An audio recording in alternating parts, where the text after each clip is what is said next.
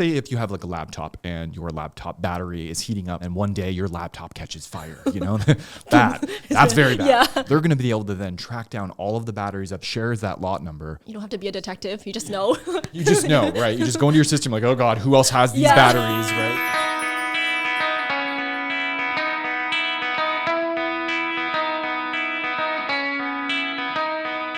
Hello everybody, I'm Jared. Hi, I'm Melinda. And welcome back to The Secret Life of Inventory. This is a show where we dive deep into the unseen world of inventory management and reveal the hidden mysteries that help businesses like you optimize their workflow and succeed. Today we're getting into something a little technical, but it's actually really important. Lot tracking and serial numbers. So have you ever wondered how businesses track like batches of products or track warranty claims or recalls, things like that? It all comes down to these two identifiers. You might have seen lot numbers in food packaging or serial numbers in electronics, but do you actually know what happens behind the scenes? Well, in this episode, we'll be unpacking all the little details, including what lot tracking and serial numbers are, how they're different, and when to use each one for your business. Yeah, and we're also going to help you kind of walk through some of the workflow best practices so that you can track lot and serial numbers in your business if you need to. And we're also going to show you how inventory management software can make the whole process a breeze. Stay tuned because this episode might just change the way you look at product tracking. Okay, so before we get into all the little details, let's take it from the top. Jared, could you explain what is a lot number? Right. So lot numbers are actually, oftentimes they're called batch numbers. Essentially, they are a way of identifying a group of products that kind of all produced or manufactured in like an identical circumstances or using the same like raw ingredients, essentially, right? So for example, think of like a bakery. If you baked 30, 50 loaves of bread in the morning and you're using all the same flour, all the same sugar, eggs, I don't know what goes into it. Clearly. We're not bakers. Not bakers here, right? Or maybe say you're a pharmaceutical company and you're making like ibuprofen and you're using all the same chemicals for like those 10,000 bottles, right? All of those things will share the same lot number, essentially, right? What information can be stored inside a lot number? Yeah, so I mean, they do vary depending on like the industry, and also even the certain manufacturers might want to track different things. But oftentimes there's going to be kind of there's batch number, obviously. So which production run these particular things came from. A lot of times it'll be the production date will be included in that as well. It's location. So if you have like multiple facilities where you manufacture the same thing, you can pinpoint which location you actually manufactured it in. Supplier codes. So if you're using products from a certain supplier, maybe you're getting two different suppliers giving you the same thing, and you want to track which supplier gave you the raw ingredients. So you can track that. There's also expiration dates. Obviously, those are big. If you're tracking lot and batch numbers, oftentimes you're dealing with expiration dates. So that's generally, I'd say those are usually the ones that would be included in a lot of different variables for sure, and you don't have to use them all. Of course, but yeah, you can use whichever ones are relevant to your business. Yeah, that makes sense. Could you give an example of what a lot number would look like? Yeah, sure. So again, it goes back to what you want to specifically track. But say, for example, maybe you want to track your batch first. So you put your batch number at the beginning, maybe production date in the middle, and then end it maybe with location. Or maybe you want to do all of the things: batch number, location, supplier code. Maybe you want all of that, right? Very subjective. It's very subjective, and it all depends on what information you want. But there's no right or wrong way of doing lot numbers. It really all depends on what works for you. Which industries rely most on lot tracking? So they're really, really important for industries where compliance, regulations, shelf life, things like that are really, really important, right? So think things like food and beverage, cosmetics, pharmaceuticals. Those are really the industries that are going to really, oftentimes it's like required by law. Yeah, so not just like, you exactly. You generally, any industry that's dealing with like consumption, or you're putting something on your skin or your body or something like that, often those will break out. Yeah, exactly, right? Those are important for those industries. Can you elaborate more on the benefits? Why would a business need to track their products by lot numbers? Yeah, so I guess going back to like the whole compliance and regulations, I mean, that's the biggest one, right? So again, it's not often like a choice. It's something that you have to do, you don't want right? to get sued. You don't want to get sued, and you want to be able to protect your customers too at the same sure. time, right? So another one would be customer satisfaction, right? So, and kind of what I mean by that is it gives you the flexibility to kind of react to certain things swiftly, right? So for example, say you have a recall on something, you can act fast if you're using lot numbers. So like say if you have like a laptop and your laptop battery is heating up a lot, and then one day your laptop catches fire, that's very bad. Yeah. Manufacturers don't want that, right? So you contact the manufacturer and you say, hey, my laptop caught fire. They're going to be like, oh no. They're going to check the lot number on the battery. They're going to be able to track the manufacturer down to that lot number, say, hey, look, this battery with this specific lot number, it heated up, it made our unit catch fire. They're going to be able to then track down all of the batteries that they sold that shares that lot number and recall those to prevent it from happening again. So it's a way for you to act fast on situations like that. So they're really, really important. You don't have to be a detective. You just know. You just know, right? You just go into your system like, oh God, who else has these batteries, right? Because chances are if the one battery is bad, if the other batteries were produced in the same circumstances, chances are that they also could be defective as well, right? So you can really nail those things down. Another one actually is reducing your financial loss and waste, right? So in a situation like that, or actually here's a better situation. Say that you're a pharmaceutical company and you have, God forbid, but maybe you have a customer who contacts you and said, I was taking this medication and it made me really sick, for example. Bad, very bad. So, what you can do then is that person or the manufacturer can then look at the lot number of that specific batch. They can track down all of the other medications that share that. They can hyper focus and target all of those, pull those, make sure that no one else is going to get sick from that, right? So it's going to prevent this from getting worse. But when you have that lot number, you don't have to just throw out all of the medication, right? So maybe say, for example, it's ibuprofen or something, right? Rather than taking every single ibuprofen that you have on the shelf and throwing in the garbage, you can just hyper focus on the ones that were potentially contaminated, right? So that's going to save you a ton of money and it's going to reduce the waste, which is also good for the environment. So it's like a multi-pronged thing that's going to really help. A ton of benefits, right? And in fact, there's actually a benefit that a lot of people don't think about would be demand forecasting, right? So when you're tracking lot numbers, it's going to give you a really clear like vision into your production timelines, which ultimately is going to help with your demand forecasting, right? So that's a big one. But I think probably one of the biggest, I would say, would be expiration date management.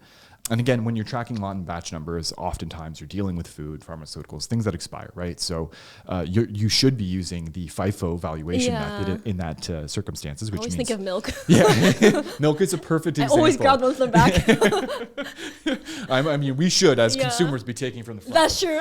I'm also guilty of it as well, right? But as long as they're stocking the shelves with the FIFO, that's fine, right? It'll all work out in the end.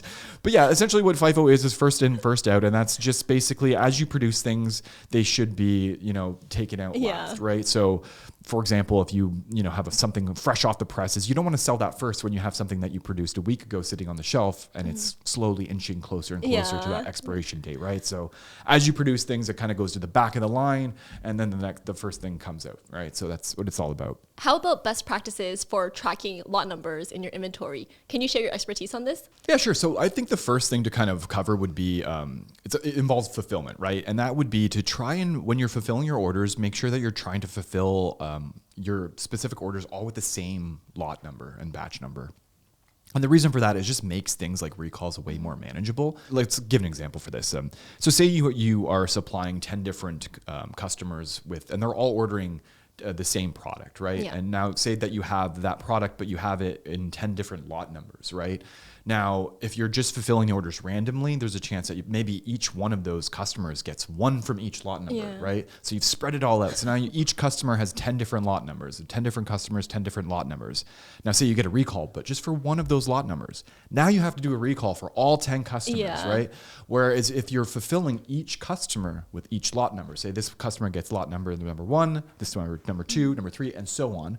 When you get a recall for, say, number 1, you can just do a recall to that one customer rather than the 10. So it just makes the whole recall process way more manageable. So, that's a big one is, I think, fulfillment and really trying to manage how you fulfill your orders. And kind of something that kind of rolls into that would be using a barcode system. We talk about this a lot, but barcodes are especially good for tracking lot and serial numbers and batch numbers because it just makes the whole process easier. Essentially what barcodes are doing is they're adding less friction for the rest of your team, right? If you're doing things manually, when you're selling something, you're fulfilling an order and you're relying on your team to write things down manually at every step of the process, chances are that, along the way, maybe someone writes something down, a little bit of chicken scratch. Yeah, I can't read it. Yeah, I can't read it. Or maybe if you're using a computer, computer spreadsheet or whatever, they put the wrong number in, or they put a 3 instead of a 2 or whatever, right? Yeah. It can just mess up the whole process. It's going to be a lot more error prone if you're not using barcodes. So like barcodes just like make it a lot easier for everyone just to follow the workflow and whatnot. So that's a big one. And of course, tying into that would be using inventory management software. You should be using ones that support lot and serial numbers and batch numbers because it just makes the whole process way more simple. And of course, if you have the barcodes attached to that, it just makes everything's just easy to scan. Don't have to think. Exactly. We love that. We love that with our workflows, at least. Could you expand more on how inventory software helps you track products with lot numbers? Yeah, of course. So essentially, the whole process is fairly straightforward and fairly streamlined. It's really simple. I mean, essentially, when you get your products in, you just want to make sure that you're recording that lot number. And that being said, you want to make sure that you're recording it with inventory management software that has a field for it. For example, inFlow users, we have lot expiration dates. You can easily track them in their own dedicated field. So that once you have that, you want to kind of be storing all of those products with similar lot numbers together. And that goes back to our fulfillment example that we had about trying to fulfill all of your orders with the same lot and batch number. So if you're storing them products together, your pickers or your fulfillment team, pardon me, they're going to be able to kind of track those like lot numbers together like very easily, right? They're not going to have to go and scan one product here and where's my other lot number and track all those things down, right? So they'll be able to just kind of find everything in the same spot. So that's really, really important. And then, of course, when your team is actually picking the orders, make sure that they're tracking the lot numbers on their pick lists, right? And this is going to help just with like recalls, warranty claim, anything like that. Anytime you need to figure out where a lot number came from. So say, you have a recall on an item, you can figure out exactly which shipment they went out with using back testing on that pick list, right? So it's really important that you track those and then you use those for any recalls or claims or anything. Having all the information you need like right there. Exactly, right at your fingertips. Yeah. Now that we've covered lot tracking, what about serial numbers? How are they different? Yeah, so I mean, I've actually mentioned kind of serial numbers and lot numbers in this conversation even because they are very much related in a lot of ways. So they're kind of like often talked about together. And it's because they're both about traceability essentially, right? But there is a key distinction between these two. So essentially, serial numbers are linked to individual units, right? So even if something is the same model, a number, size, shape, color, all that, it will have a specific serial number. Like laptops are a perfect example for this. And I'll probably be using them as an example a lot because there's something that everyone has or generally has is familiar with that have serial numbers. Yeah, so essentially their individual units are tracked by individual serial numbers, whereas lot numbers and batch numbers, you can have a ton of different, you can have up to thousands and thousands potentially that all share the same batch or lot number, where serial numbers are tied to individual products, right? So it's kind of like giving each item its own fingerprint. Exactly. It's exactly what it is. It's just making sure that you can trace that individual product to an individual customer once you've sold it. So it's great for things like, warranty claims and repairs and things like that. What other information can be stored inside a serial number? Yeah. So, I mean, again, it's the same as like lot numbers in the sense that manufacturers kind of pick and choose what they store, but oftentimes it's going to be like model number will be on there, the production date, manufacturer location. A lot of times, manufacturers have different facilities that they're manufacturing the same models in. So those are kind of the common ones that would be included. So if you were to summarize all the benefits of serial tracking, what would they be? Yeah, so I would say like number one would be like a clear line of ownership. So with the serial number, it's gonna follow that product through its entire life cycle, right? From the point that it's made all the way to the point that it ends up in a landfill or whatever, right? So if you, for example, if you have something you buy, maybe you bought a washing machine and it has a warranty of 10 years or something, and then maybe you need to move and you need to sell that washing machine. If you have your original receipt with proof of purchase, that warranty will follow the washing machine even if you sell it secondhand, right? So it's a great way to kind of like follow that line of ownership through its entire life cycle. So that's definitely a big one. And kind of with that, kind of tied to that, of course, is tracking warranty claims, right? So the reason you would want to track an item through its ownership is for warranty, right? Yeah. So in that example, if you sell a washing machine, you're going to be able to sell a lot easier if it has a warranty attached to it, right? So if a used washing machine, obviously, new ones will always have one. Yeah. But if you're selling a used washing machine, if you have a warranty attached to it, it's going to make it easier to sell and everything. And if that person needs to claim the warranty, they can easily do that using the serial number, which is really great.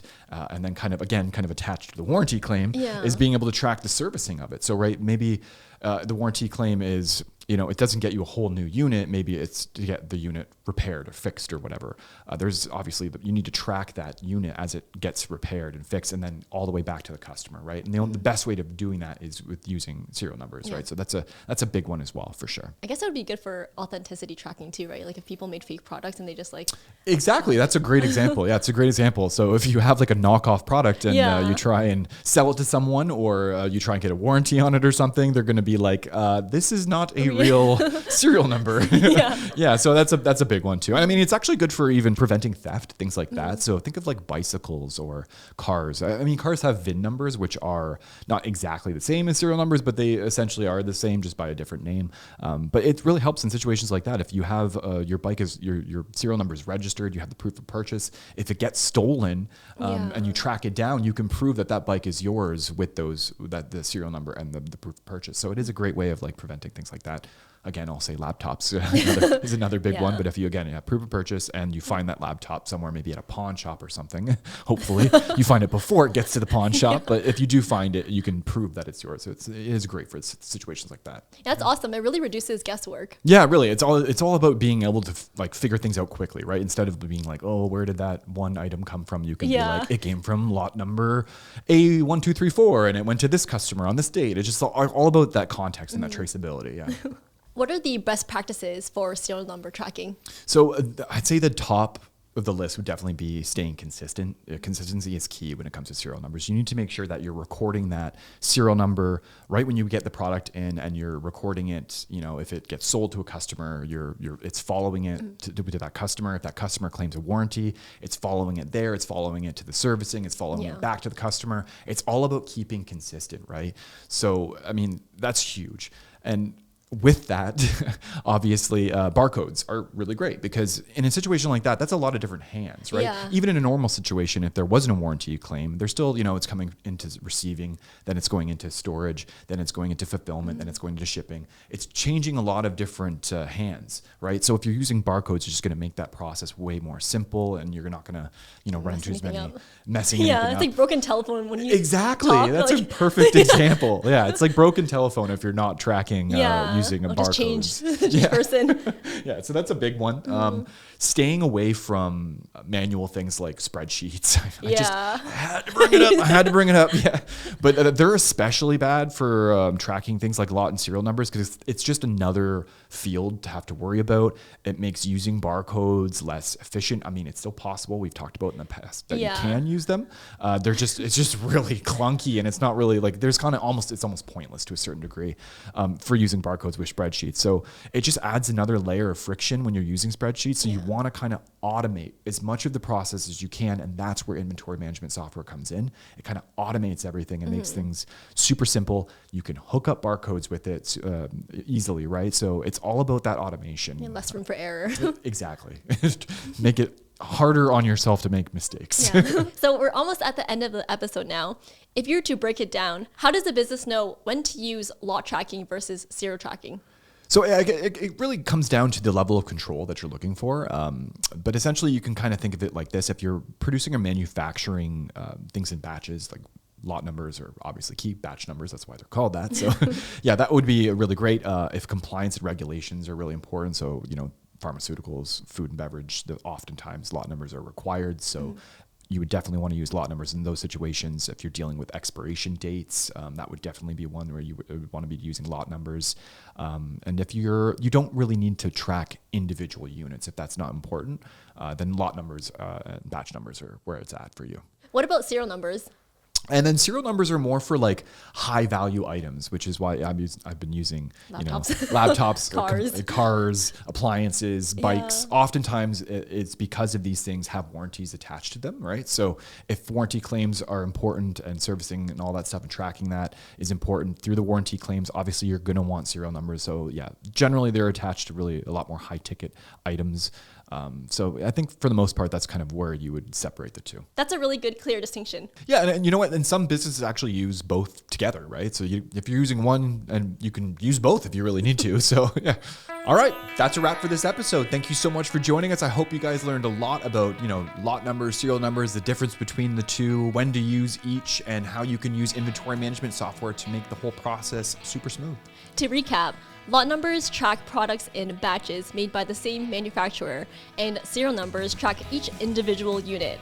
Both help to improve traceability, reduce risk, and give you better control of your inventory. That's right. So whether you're tracking perishable goods or high-ticket items, serial and lot numbers are going to be great to help you with compliance, visibility, and if you're using inventory management software, it's going to make tracking these things way easier. It's going to just improve your workflow tremendously. Thanks again, everyone, for tuning in. And if you like this episode, make sure to give us 5 stars on Spotify and Apple and subscribe wherever you listen to your podcast. And if you have any questions, drop them down below. We'll see you in the next episode. Bye, everybody. Bye.